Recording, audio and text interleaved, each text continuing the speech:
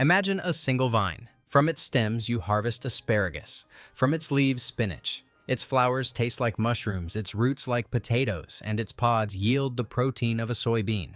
This isn't a laboratory miracle or a genetically modified secret. It is an ancient reality, a biological masterpiece that has hidden in plain sight for centuries. In 1975, the National Academy of Sciences released a report that should have changed the world. They called this plant the winged bean, arguably the most important underexploited tropical crop on Earth. The experts were certain. They predicted it would rival the soybean, eradicate hunger across the equator, and redefine global nutrition. Yet 5 decades later, walk into any modern grocery store and you will find it missing. This is the story of the supermarket on a stalk and how the modern world walked away from a revolution. To understand what we lost, we have to look past the endless flat monocultures of the West. We must travel to the mist-shrouded highlands of Papua New Guinea. Here, the winged bean, known locally as aspen, is far more than food. It is a cultural pillar. While Western agriculture demands flat land and heavy machinery, the traditional farmers of the Sepik region mastered the art of verticality. They didn't fight the landscape, they climbed it. They built towering gardens using bamboo and pit grass, creating vertical forests of calories that maximized every inch of tropical sun. This wasn't just farming, it was a spiritual stewardship. The bean was the currency of their great singing feasts, tribal gatherings, where wealth wasn't measured in gold, but in the protein-rich tubers shared among the community. But why did this miracle fail to cross the ocean? The answer lies in the rigid nature of the Green Revolution. Global markets prefer crops that are easy to harvest with machines uniform, predictable, and flat. The winged bean, with its stubborn need for climbing poles and its refusal to ripen all at once, didn't fit the industrial mold. It was too complex for a world that demanded simplicity. If you believe we should be cultivating crops that heal the soil as much as they feed the body, you're in the right place. To bring this lost potential into your own garden or community, you must follow the Highland Protocol. First, prioritize verticality over acreage. Use trellises to triple your yield in small spaces. Second, embrace the whole plant philosophy. Stop harvesting for just one part and utilize the leaves and tubers. Third, nitrogen fixation. Let the bean feed the earth so you don't have to rely on chemicals. The 1975 report wasn't just a scientific document. It was a love letter to a plant that promised a more resilient future. We didn't ignore the winged bean because it failed us. We ignored it because we weren't ready to change the way we see the land. The opportunity isn't lost, it is simply waiting for us to look up from the monoculture and start climbing again. Imagine a supermarket that grows on a single stalk, a plant where every inch from the flowers to the roots is not just edible but life-sustaining. For centuries, this wasn't a scientific theory. It was a reality in the mist-shrouded highlands of the tropics. But to the rest of the world, this miracle vine remained invisible until the mid-1970s, when a global crisis forced the West to look for a savior in the dirt. In 1974, the discovery didn't happen in a field. It happened in a boardroom. Scientists were haunted by the specter of famine. They needed a magic bullet, a crop that could deliver the protein of meat at the cost of a seed. A panel from the National Academy of Sciences sifted through thousands of obscure species. They were looking for a miracle. They found Psophocarpus tetragonolobus, the winged bean. The 1975 report that followed, titled Underexploited Tropical Plants with Promising Economic Value, read less like a government document and more like a love letter. It sent shockwaves through the media. Headlines hailed it as the soybean of the tropics. By 1982, the hype was backed by hard currency. The International Winged Bean Institute was established in Sri Lanka, funded by donors who envisioned a green revolution 2.0. They believed this vine would do for the humid tropics what wheat had done for the West. It was supposed to be the end of dependence, the end of hunger. But why the obsession to understand the frenzy we have to look at the biological blueprint of this plant? Here is the nutritional protocol of the winged bean. First, the pods. These 4-angled frilly beans are a currency of calories. When eaten young, they match the protein of green peas, but carry a superior mineral profile. Second, the leaves. This is where the plant becomes a biological engine.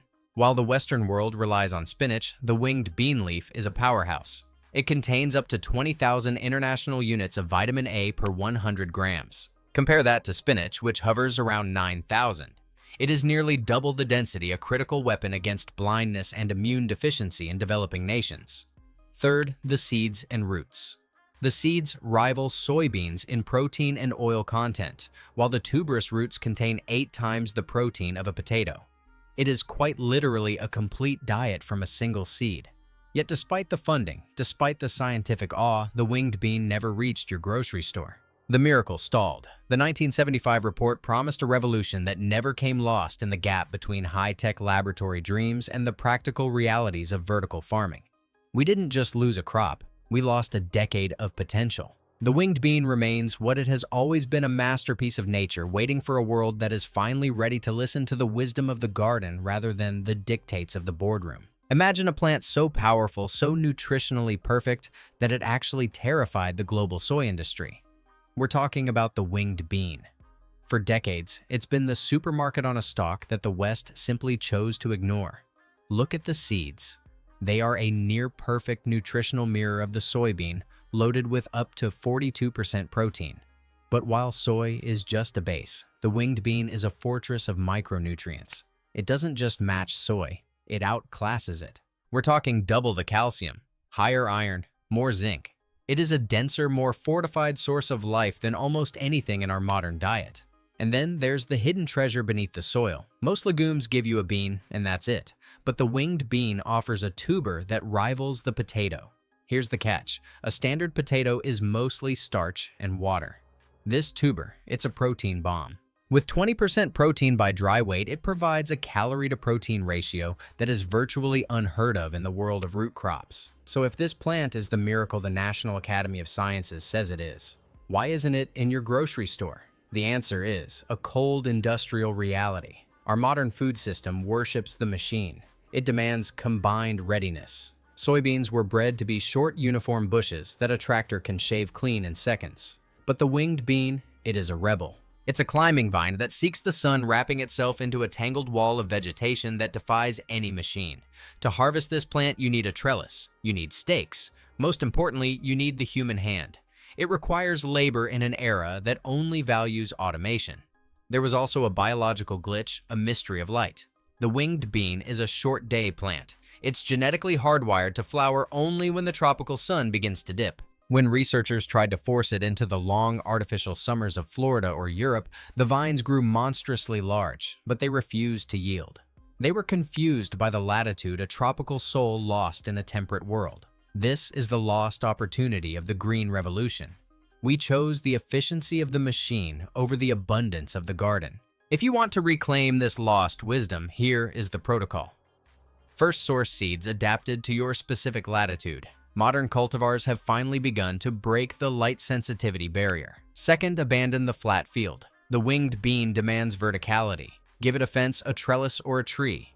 Third, harvest continuously. Unlike industrial crops, this plant rewards the daily attention of the gardener with a perpetual harvest. We are standing on the edge of a climate crisis where our monocultures are failing. Perhaps the answer isn't a new lab-grown chemical, but an ancient reality that has existed for centuries, waiting for us to look up from the tractor and see the vine. In 1975, a group of scientists released a report that read more like a love letter than a botanical study. They called it a supermarket on a stalk, a winged miracle capable of ending world hunger. Every inch of this plant is edible, from the electric blue flowers to the protein-rich tubers hiding beneath the soil. But as the soy lobby solidified its empire, research dried up. The winged bean was cast aside, labeled as an underexploited relic. Yet the very traits that made it unsuitable for industrial monoculture make it the ultimate secret for the home gardener. It is a vertical fortress of nutrition that thrives where others fail. If you live in the humid warmth of USDA zones 9 through 11, the winged bean is your perennial ally. It will return year after year, its roots swelling with energy each season. But for those in temperate zones, the heartlands of Ohio, or the valleys of New York, success requires a strategy. In the north, the plant is a prisoner of the sun's schedule. Tropical varieties will grow lush, beautiful curtains of green, but they will refuse to flower until the first frost is already at your doorstep. To break this cycle, you must follow the protocol. First, the genetics. Source day-neutral seeds, specifically the Horizon variety. These are the clock breakers that will produce pods regardless of the season's length. Second, the awakening. This plant hates cold feet. Wait until the soil is baking in the sun. The seeds are armored in a hard coat. You must scarify them, rub them against sandpaper, or soak them in warm water overnight to signal that it is time to rise. Plant them an inch deep at the base of a massive structure. This is a vine that yearns for the sky. Give it a cattle panel or a bamboo teepee at least 8 feet tall. Third, the stewardship. The winged bean is a generous tenant. It fixes its own nitrogen-breathing life back into tired soil. It may start slow, lingering as a seedling for weeks, but once it finds its grip, the growth is explosive. Timing is your final hurdle. For the pods, you have a 2-week window after pollination. Harvest them at 5 inches while they are still tender enough to snap. In the kitchen, treat them like a cross between snow peas and asparagus. Flash fry them with garlic to lock in that crunch. Don't stop at the beans. The young leaves offer a mild spinach-like grace to soups. The blue flowers, tasting of sweet mushrooms, are the crown jewels of any salad. And in the late fall, as the vines finally surrender to the cold dig, you will find tubers the size of golf balls. Roast them. They possess a rich, nutty depth that makes the common potato feel like a missed opportunity. We traded this biological abundance for the bland efficiency of industrial grain. But the garden is where we take that power back. The winged bean isn't just a plant. It is a reminder of what the earth can provide when we stop trying to flatten it. Imagine a plant where nothing goes to waste, a supermarket on a single stalk. From the mist-shrouded highlands of New Guinea to the gardens of Southeast Asia, the winged bean is more than just a crop. It is a biological miracle. In 1975, a landmark report was released, a love letter to this plant, calling it an underexploited gold mine that could solve world hunger. But then silence. The Green Revolution arrived, and with it a failure of imagination. We tried to force a vertical jungle vine to behave like a horizontal prairie grass. We chose industrial uniformity over natural resilience. But the context has changed. We no longer live in a world of unlimited space and cheap fertilizer. We need nutrient density. We need a plant that creates its own fertility. Before you bring this ancient reality into your garden, you must master the protocol for its consumption. Because the winged bean is powerful, it demands respect. First, the safety rules. While the young pod's leaves and tubers are safe cooked and the flowers are a delicacy raw, the mature dry seeds are a different story. Much like soybeans, they contain trypsin inhibitors. You cannot eat them raw. They must be soaked and then boiled for at least 30 minutes to unlock their potential safely. Second, know your body. The winged bean is a pure and rich legume. For those managing gout, this plant can trigger painful flare-ups and should be strictly limited. Furthermore, because of its biological similarity to the soybean, those with severe soy allergies must exercise extreme caution. Cross-reactivity is a real risk. The failure of the winged bean in the 1980s wasn't a failure of botany. It was a failure of our ability to see beauty in complexity. Today, as we move toward a future of shrinking spaces and a need for true sustainability, this plant is finally finding its time. It was waiting for a generation of gardeners who value resilience over convenience. If you're ready to reclaim this lost opportunity, hit the like button and subscribe to join us in rethinking the garden. I'll see you in the soil.